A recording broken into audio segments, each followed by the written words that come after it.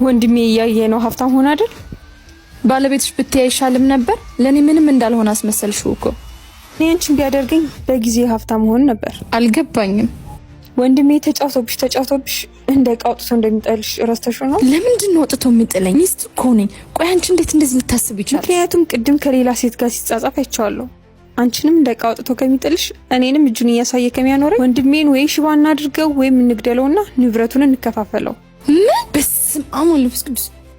ካላመንሽኝ ስልኩን ከሰጠሽ ቼክ ማድረግ ትችላለሽ። አሃ ለዛ ነው ሰሞኑን ስራ እየበዛብኝ ነው የሚለኝ።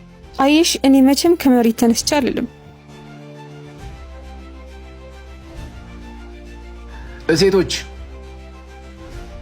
ማንን እየበላችሁስ ነው ደግሞ? ቡና በእጃችሁ ብትይዙበት አይሻልም? ሰን ስልክህን ስጠኝ። ለምን? ስልክህን ማየት ፈልጋለሁ። ሰሞኑን በጣም የተቀያየርክብኝ ነው።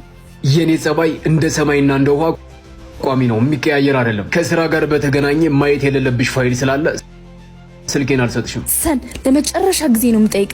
አንተ ታማኝ ከሆንክ ስልክህን ስጠኝ።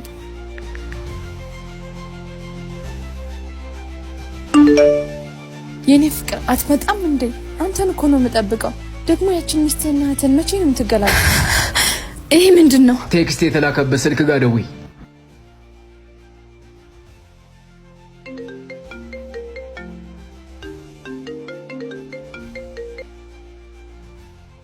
ብዙም አልገረመኝም።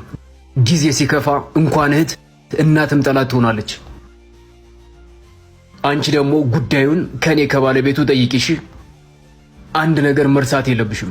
እሷ እህቴ ብትሆንም ባዳ እየሆነች ነው የምትሄደው። አንቺ ግን ሚስቴና ዘመዴ እየሆንሽ ነው የምትሄጂው። አንቺ ደግሞ እቃሽን ሰብስበሽ ውጭልኝ።